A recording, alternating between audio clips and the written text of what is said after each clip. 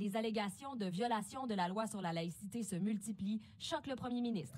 Il hausse le ton, évoque la possibilité d'utiliser la clause dérogatoire et d'interdire la prière dans les lieux publics. Moi, de voir du monde à genoux dans la rue à faire des prières, je pense qu'il faut se poser la question. Le gouvernement du Québec a de l'air de s'embarquer dans un chemin très risqué de surenchère entre les mesures autoritaires et le radicalisme. Ça, des fois, c'est accidentel de la part du gouvernement, mais des fois, c'est une stratégie intentionnelle, alors il faut bien la comprendre. La surenchère autoritaire radicale, ça demande deux choses. D'un côté, un petit groupe de radicaux dans une société, et de l'autre côté, un gouvernement en perte de contrôle. Ça commence généralement quand le petit groupe radical fait quelque chose de choquant qui attire l'attention du public. En réaction à ça, le gouvernement va saisir l'attention du public. Ici, le petit groupe radical identifié par le gouvernement, c'est les islamistes. Puis là, il ne faut pas avoir peur de le dire. Il y a de l'islamisme radical au Québec, puis il faut absolument s'y opposer. Mais on a aussi déjà tous les lois et tous les outils nécessaires pour s'opposer à ce petit groupe radical-là. Et le rôle d'un gouvernement responsable, ce serait d'utiliser les outils, les lois qu'on a déjà de façon adéquate. Sauf que si on fait affaire à un gouvernement qui sent qu'il est en train de perdre le contrôle, il va faire quelque chose d'autre à la place. Que ce soit pour faire distraction de ses autres problèmes ou juste plaire aux éléments plus extrêmes de sa propre base politique, le gouvernement va amplifier l'importance du groupe radical et insister qu'il a besoin de nouveaux pouvoirs pour s'y opposer. C'est là que le gouvernement va annoncer des nouvelles mesures plus extrêmes, plus autoritaires. Et puis ici, il ne faut pas avoir peur de le dire non plus. Proposer de bannir toute une forme d'expression de la place publique, ici l'expression religieuse, c'est une mesure très autoritaire. C'est pas quelque chose qu'on voit typiquement dans des sociétés libres, c'est plus une mesure qu'on va associer à la Chine sous Mao ou la Russie sous les Soviets. Comparons ça à ce que le gouvernement disait à propos de la laïcité il y a juste quelques années, que c'était une mesure pour assurer la neutralité religieuse du gouvernement et garantir la liberté de conscience de chacun. On est rendu assez loin de ça aujourd'hui, avec une mesure autoritaire qui vise ouvertement tout un groupe de personnes, qui dépasse le petit groupe radical en question. L'effet de ça, que ce soit accidentel ou intentionnel par le gouvernement, c'est de rendre beaucoup plus facile la radicalisation des membres modérés du groupe en question.